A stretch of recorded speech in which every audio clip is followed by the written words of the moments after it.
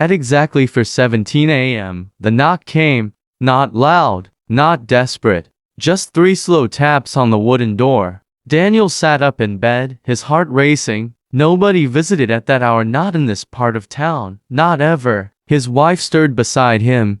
"Did you hear that?" she whispered. Before he could answer, the knock came again.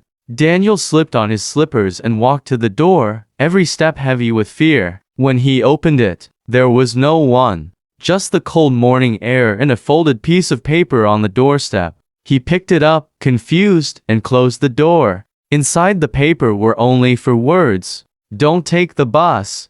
Daniel frowned. It made no sense. That morning, he had an important interview across town, the kind that could change everything. The bus was his only option. Their savings were gone. This job was the last door left. He laughed nervously. "Someone's playing a joke," he muttered. But something about it unsettled him. At 5:02 a.m., his alarm rang. As he dressed, his eyes kept drifting back to the paper on the table.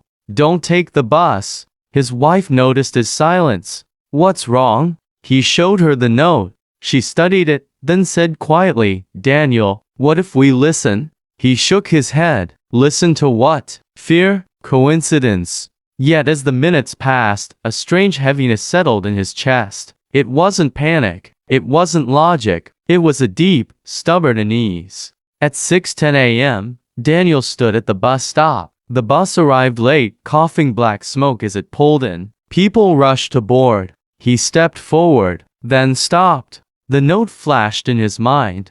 "Don't take the bus." To everyone else, it looked like hesitation. To Daniel, it felt like standing at the edge of something unseen. He stepped back. The bus doors closed. The vehicle pulled away. 10 minutes later, sirens screamed through the street. The bus had crashed at the next junction. A truck lost control. Chaos. Injuries. Broken glass everywhere. Daniel sat on the curb, shaking. The interview? Missed. The opportunity? Gone. Or so he thought. 2 days later, his phone rang. It was the company. They apologized. The interviewer had been delayed by the accident and rescheduled meetings. Daniel was invited again. This time, he got the job. Years later, Daniel would still think about that knock, the one that came before dawn. No explanation, no face, just a warning. Some doors don't open with noise.